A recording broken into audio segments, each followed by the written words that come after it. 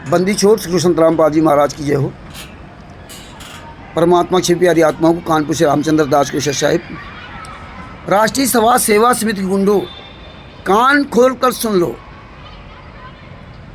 परमेश्वर संतराम पाजी माँ का आशीर्वाद बना रहा तो अंतिम श्वास तक पीछा नहीं छोड़ूंगा। अरे जयदेव जी के तो हाथ काट कर कुएं में डाल दिया गया था और वो जगत के साधु लोग डाले थे। साधु नहीं, जो लुटेरे थे इस तरह उन लोगों ने डाला था और उनकी पूरी कहानी पता है।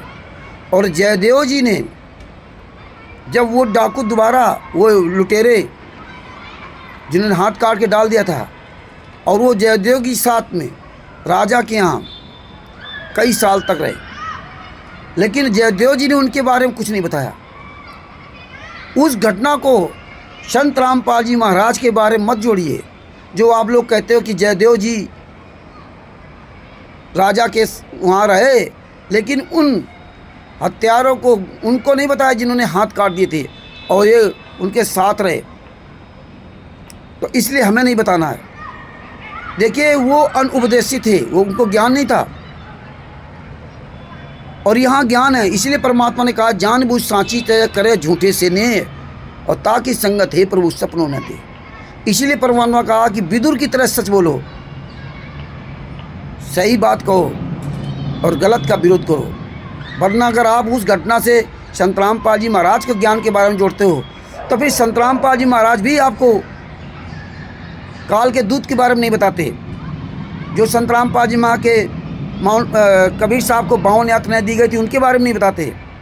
ये सत्संग आपको नहीं सुनाते। तो ये राष्ट्रीय सभा सेवा समिति गुंडे या पवन ठग या संजय ठग आदि आदि या ये गुरु गद्दार शशभूषण या इसके चमचे इस तरह आपको भ्रमित करें, आपको बोलने से रोकें, तो आप याद रखना कि आपको रुकना नहीं है। हाँ, ये हमारे सदगुरुदेव जी संत रामपाल जी महाराज के साथ जो जानबूझ सांची तजने वाले गलत कर रहे हैं, इनका हमें खुलासा करना है, पूरी दुनिया को बताना है, जिसमें लोग गलत से होने से बचें। हैं, तुम्हारे गुरु यातना सह रहे हैं, 11 साल थे और ये सब मौज कर रहे हैं, तो उस घटना से मत जोड़िए। तो ये अभी तो हमारे आपका कुछ नहीं हुआ। जयदेव जी की तो दोनों हाथ काट के डाल दिए थे, हमारे आपके तो हाथ ही नहीं कटे, उंगली तक नहीं कटी। शिव शम्मन की जी अपने लड़के गर्दन काट दी थी अपने गुरु जी के लिए, कबीर साहब के लिए, केवल रोटी खिलाने के लिए, कि उनको पता था कि सदगुरु अगर यहाँ से रूठ के चले गए तो यहाँ का सर्वनाश हो जाएगा।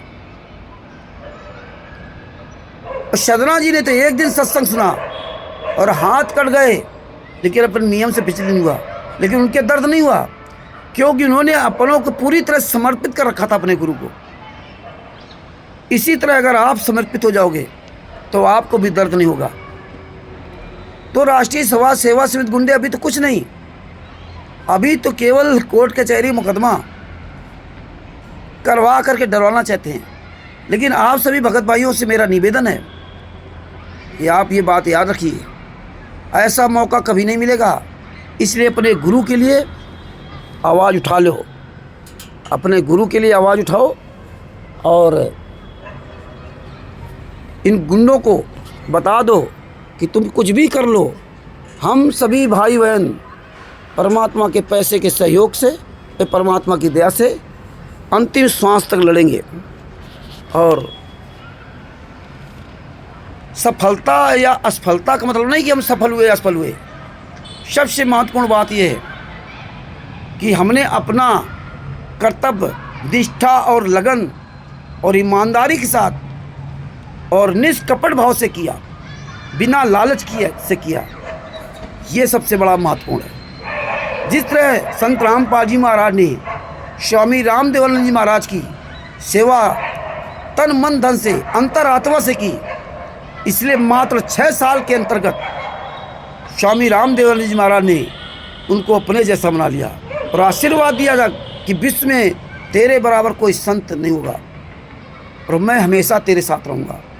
और उनके जो लाखों शिष्य थे, शायद 50 साल 60 साल 70 साल आज 20 साल 30 साल के भगत होंगे, वो सब फेल हो गए थे। तो याद रखिए, ये वो वक्त है आपके गुरु जेल में हैं, अपनी आवाज़ बुलंद कर लो।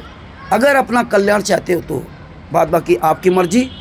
16-17 अक्टूबर 2018 को जो संतराम पाजी महाराज के साथ अन्याय अत्याचार करके सज़ा करवाई है, उसका पूर्ण खुलासा कल 16-17 अक्टूबर 2025 को फर्रुखाबाद में अरविंद दास जी के यहाँ पूरी डॉक्यूमेंट्री चलाई जाएगी। उसमें उत्तर प्रदेश के ज़िला उन्नाव से अमित दास जी आ रहे हैं। बाद बाकी भीड़ इकट्ठा करना बंद कर दिया। तो इस तरह परमात्मा कराएंगे और हम सब लोग जो सच्चे अच्छे भगत हैं, हम सब लोग मिल करके लड़ेंगे। किसी भी सच्चे अच्छे भगत के साथ कहीं भी कोई ये अगर कोर्ट कचहरी करते हैं तो हम लोग तन मन धन से उनका सहयोग करते रहेंगे। सच है। जय हो बंदी छोड़।